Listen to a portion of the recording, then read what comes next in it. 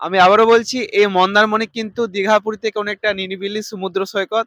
আর যারা নিরিবিলি পছন্দ করেন তাদের জন্য কিন্তু এই সমুদ্র সৈকত কিন্তু বেস্ট হতে চলেছে সময় কাটানোর জন্য। দীঘা পুরী তো বহুবার যা হয়ে গেছে। আজকের ভিডিওতে আমি বলবো কিভাবে কম খরচে এই নির্জন সমুদ্র সৈকত মন্দারমণি ভ্রমণ করতে পারবে। আর সঙ্গে যদি থাকে সুইমিং পুল সহ সেরা রিসর্টের খোঁজ ও খাওয়া দাওয়ার জন্য ভালো হোটেলের সন্ধান, তাহলে তো আর কোনো কথাই নেই। কিভাবে কম খরচে দুদিন এক রাত্রি প্ল্যান করা যায় সেটি জানতে ভিডিওটি একদম শেষ পর্যন্ত দেখতে থাকো। তো আমাদের যাত্রা শুরু হয় মেছেদা বাস স্ট্যান্ড থেকে চালখোলা মোড়ের উদ্দেশ্যে। তো এটা হচ্ছে চাউলখোলা মোড়, এবং দূরে যে রাস্তাটা বেরিয়ে যাচ্ছে ওটা হচ্ছে রামনগর এবং দীঘা যাওয়ার রাস্তা, এবং ঠিক এই দিকে যে রাস্তাটা বেরিয়ে যাচ্ছে এটা হচ্ছে মন্দারমণি যাওয়ার রাস্তা। তো এরকম ধরনের তোমরা টেকার বা টোটো বা অটো তোমরা পেয়ে যেতে পারো, যেটা শেয়ারিং অটো, বা তোমরা এখান থেকে রিজার্ভ করে অটো কিন্তু পেয়ে যাবে।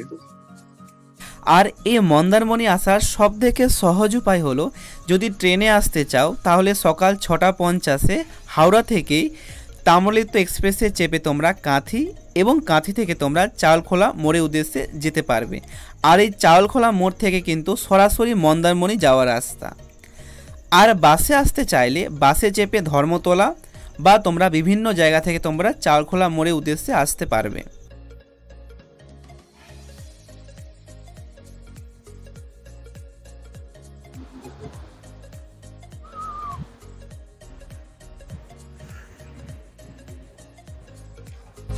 এই এত বড় কিন্তু সি বিচ থেকে কিন্তু আমার সেই কবিতা মনে পড়ে যাচ্ছে।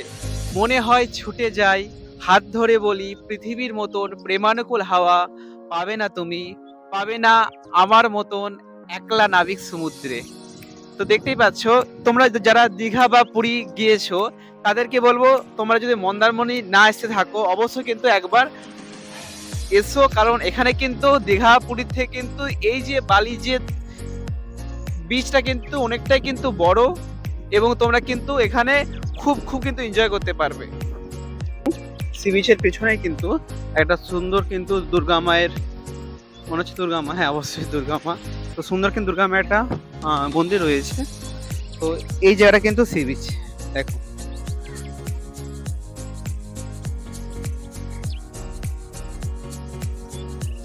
আজকে আমরা মন্দারমণিতে রয়েছি, এবং মন্দারমণিতে আমি একটা যে বেস্ট রিসর্টে আছি আমি চাই তোমাদের সেটা জানাতে। তো দেখো, একদম কিন্তু পেছনের মন্দিরের পেছনে কিন্তু এই রিসর্টটা আছে। ওয়াও মোমোর একদম পেছনে দেখো, রয়্যাল হেরিটেজ রিসর্ট। তো এই রিসর্টের সব থেকে ভালো জিনিসটা হচ্ছে এখানে সব থেকে রুমের সঙ্গে সঙ্গে তোমাদের যে বাইরের যে ফার্স্ট ভিউটা খুবই সুন্দর, কারণ এখানে বিভিন্ন ফুল নিয়ে কিন্তু ফার্স্ট ভিউটা খুবই সুন্দর করেছে। তো এখানে কিন্তু রয়েছে, দেখো।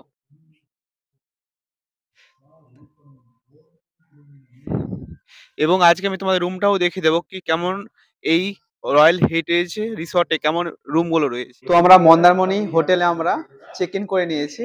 তো হোটেলে আমি ফোন নাম্বার এবং আমি দাদার নাম বলে দেব। তো এখানে আমি যে 4-5টা রুমগুলো দেখেছি, এটা আমার সব থেকে বেস্ট লেগেছে। প্রথমে আসছি বাথরুমে গিজার, স্নান করার জন্য, এবং সমস্ত কিন্তু কুমোড, ওয়েস্টার্ন স্টাইলে কুমোড কিন্তু রয়েছে।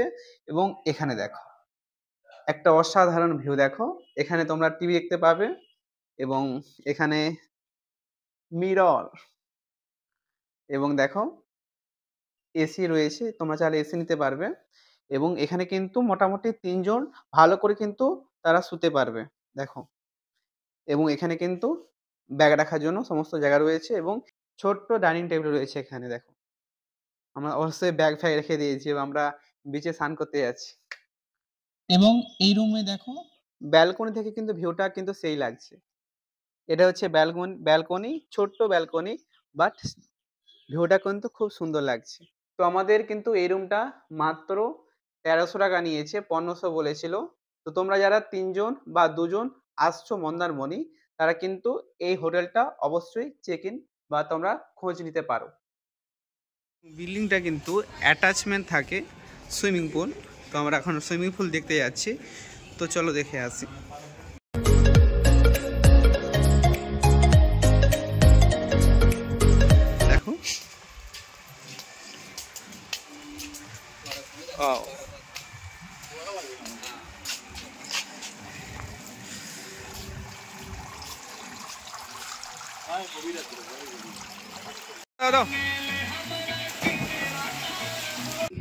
এই কিন্তু সুন্দর মন্দারমনি বিচে কিন্তু সবাই কিন্তু নিজের মতো করে এনজয় করছে। তো চলুন দর্শকদের কাছে জেনে নি কেমন লাগছে তাদের এই বিচ। ও একদম গামছা কোমরে বেঁধে চলে এসেছো, কেমন লাগছে? দারুণ লাগছে। আমি প্রথমবার মন্দারমণিতে এসেছি। প্রথমবার মন্দারমণিতে এসেছি। এত পরিষ্কার, এত ফাঁকা, এত মনোরম পরিবেশ, মন জুড়িয়ে গেল। কেমন লাগছে? ভালোই লাগছে বেশ। বিচে কি একাই আসে নাকি? না বন্ধুরা আসছে। মন্দারমণিতে কিন্তু বিভিন্ন রেস্টুরেন্ট আছে যেটা তোমরা ঘরোয়া ভাবে তোমরা তোমাদের লাঞ্চ পার্টি করতে পারবে। তেমনই আমি আজকে একটা রেস্টুরেন্টে এসেছি। রেস্টুরেন্টের নাম হচ্ছে মা কিরণ। হ্যাঁ, মা কিরণময়ী হোটেল। আমি বাইরের পোস্টারটা দিয়ে দেবো। তো এখানে খাবারটা আমি একটু বলে দিই।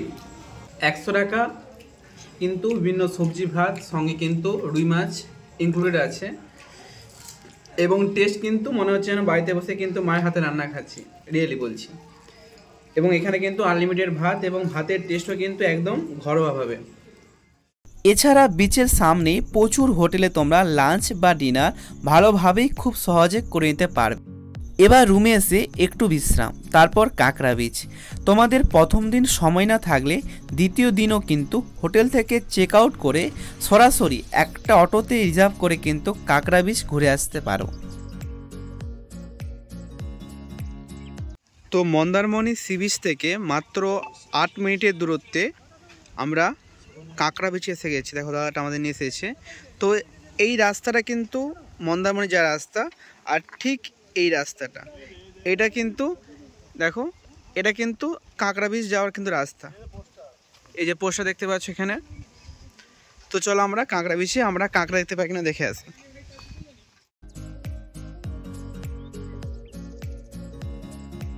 পুরোটাই কিন্তু নির্জন এক সমুদ্র সৈকত, একদম সমুদ্র সৈকতটা খুবই নির্জন। এবং এখানে একদম বালির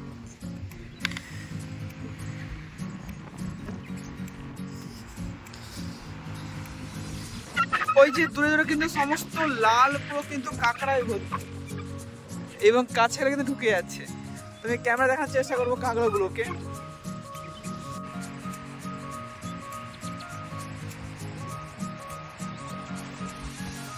এই কাঁকড়া বিচে কিন্তু আমরা এসে কিন্তু সারা বিচ জুড়ে কিন্তু আমরা কাঁকড়া দেখতে পাচ্ছি। তো যারা মন্দারমণি আসছো বা যারা ভবিষ্যতে আসবে, তারা যদি মনে করো তোমরা এই কাঁকড়া বিচে আসতে পারবে। এই জায়গাটা কিন্তু পুরোটাই কাঁকড়ায় ভর্তি, মানে যেমন আমাদের তাজপুর বা আদার্স শঙ্করপুরের থেকে যেমন কাঁকড়ায় ভর্তি, তেমনই কিন্তু এই কাঁকড়া বিচে কিন্তু একদম পুরো বিচ জুড়ে কিন্তু কাঁকড়ায় ভর্তি।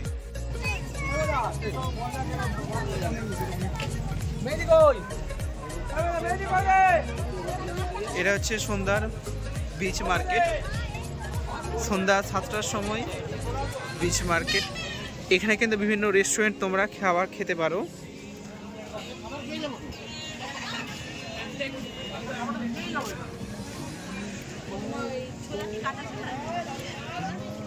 এবং দীঘার মতো কিন্তু অতটাও বড় মার্কেট না হলেও কিন্তু মোটামুটি বড় মার্কেটই রয়েছে।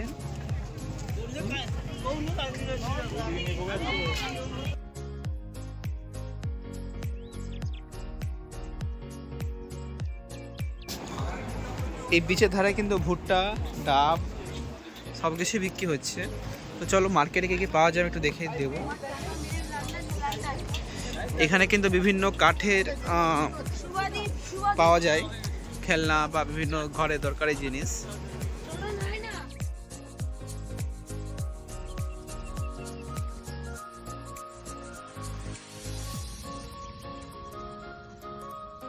তো সকাল 7টার সময় মন্দারমণি সমুদ্র সৈকত, যা দেখে মনে হচ্ছে যেন এক কথায় রূপকথার সমুদ্রের বিচ।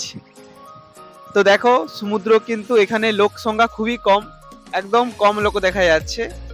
আমি আবারও বলছি, এই মন্দারমণি কিন্তু দীঘাপুর থেকে অনেকটা নিরিবিলি সমুদ্র সৈকত। আর যারা নিরিবিলি পছন্দ করেন তাদের জন্য কিন্তু এই সমুদ্র সৈকত কিন্তু বেস্ট হতে চলেছে সময় কাটানোর জন্য। আর এই কিন্তু আরেকটা আমি বলে রাখি, এই বিচে কিন্তু একদম হাঁটতে হাঁটতে কিন্তু আপনারা অনেকটাই দূরে চলে যেতে পারবেন। দেখতে পাচ্ছেন অনেকটা বড় বীজ, তো সে কারণে কিন্তু হাঁটতে হাঁটতে অনেকটা দূরে চলে যেতে পারবেন।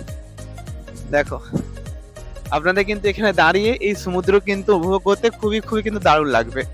তো চলুন আমি একটু হেঁটে আসি আপনাদের সঙ্গে কথা বলতে বলতে।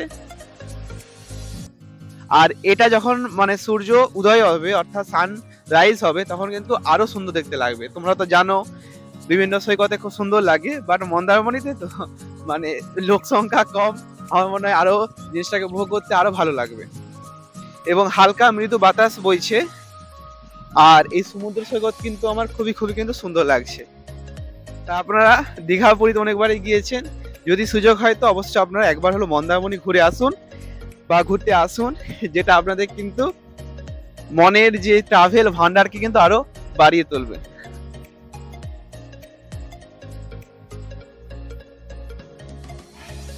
এবং তোমরা মন্দারমণি আসলে এই ধরনের তোমরা রাইডও কিন্তু করতে পারো, বাট রিস্ক থেকেই যায়।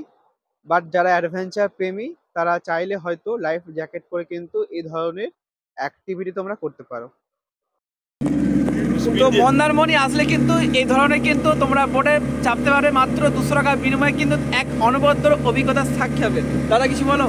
হ্যাঁ, আমার খুব ভালো লাগছে এই বোট রাইডিং করে। আমি কোনোদিন করিনি, রিভার রাফটিং করেছি কিন্তু সমুদ্র সৈকতে ফার্স্ট আমার। একদম। শুভদা কিছু বলো। ভালো লাগছে, দারুণ ভালো লাগছে, ভয়ও লাগছে। ভালো লাগছে, সঙ্গে ভয়ও লাগছে।